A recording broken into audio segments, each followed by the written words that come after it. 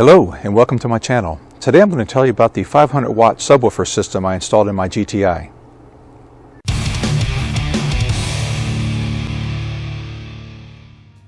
Last time I told you about the Helix system I installed. That purchase was sort of an impulse buy. I had already been sourcing the components for the subwoofer upgrade and planning where I was going to put everything, and then Volkswagen put the Helix system, an outgoing and discontinued system, on clearance.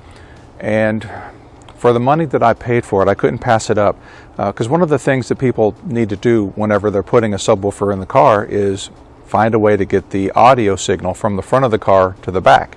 And it's really not that hard to do, but the Helix system with its 15-foot patch cable made it super easy. I'll point out first that I like to keep everything looking stock. I think if you've been to my channel enough times, you know this already. And so what you see here is the factory cargo liner on the factory floor in the raised position.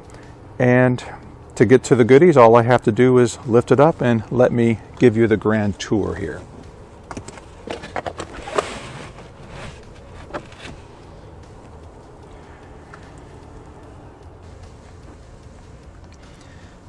Here's the subwoofer panel. As you can see, it's way more than what's necessary to simply add a subwoofer, but everything has a purpose. I have it divided into power distribution on the left side and sound control on the right. The center panel is the subwoofer box itself.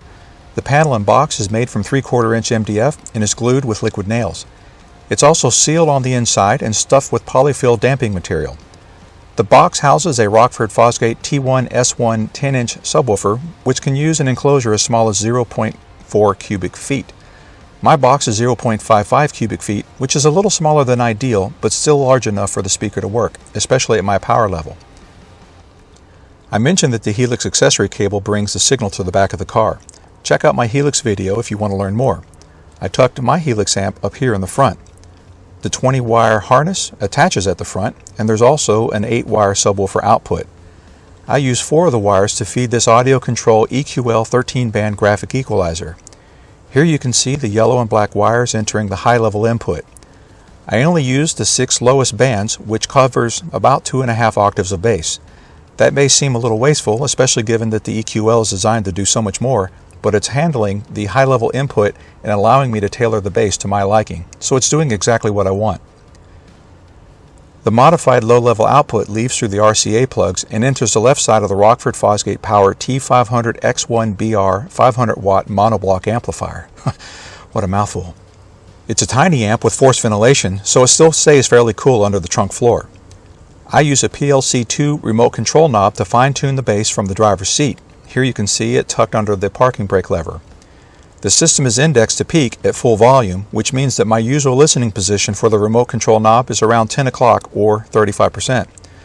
There's still plenty of headroom adjustment left to achieve asinine levels of bass.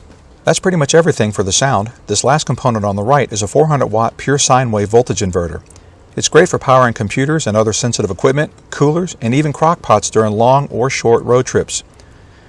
You can see the power cables coming in from the bottom, which is fed from the left side of the panel. The 12 volts is fed by a 4-gauge cable that's connected directly to the battery. The 12 volts sits on this 120 amp relay until it's triggered by the forward APO3, which is essentially a voltage controlled switch. This APO3 is adjusted to energize the panel anytime the battery voltage is greater than 12 volts. The panel remains energized for about 20 minutes after the battery falls below 12 volts, or for around 45 minutes after I turn off the car. The output of the relay feeds this fuse block. You can see the ground block right beside it. The ground connection for the entire panel is under the back seat. 2 of the outputs from the fuse block go to the right side of the panel to supply the voltage inverter and the amplifier. A 3rd output feeds this TGE voltage regulator. I'll talk about that in a minute. The second APO3 is set to power the EQL and trigger the blue turn-on leads for the EQL and amplifier anytime the battery is above 13.8 volts, which means that I only run the high power components when the engine is actually running. The last component is a ham radio. It's sensitive to input voltage fluctuations, so it's fed by the TGE voltage regulator, which is better known in ham radio circles as a super booster. The super booster maintains the radio's input voltage at exactly 14 volts, regardless of the battery's actual voltage level. The primary APO3 will still cut power to the entire panel when the battery voltage falls below 12 volts. I'll share more about the ham radio in my next video. I designed the panel to be removable in case I need to work on it or remove it for an autocross or track event. All wires leaving the panel feature a quick connect of some sort. The power and ground cables are the only exceptions, but they're easily disconnected with a wrench after removing the main fuse. The panel weighs about 65 pounds, so I don't remove it just for fun or to show you how easy it is. That's all I can think of for now. Feel free to ask questions if I may have missed a detail that interests you. Please subscribe for more videos, and thanks for visiting.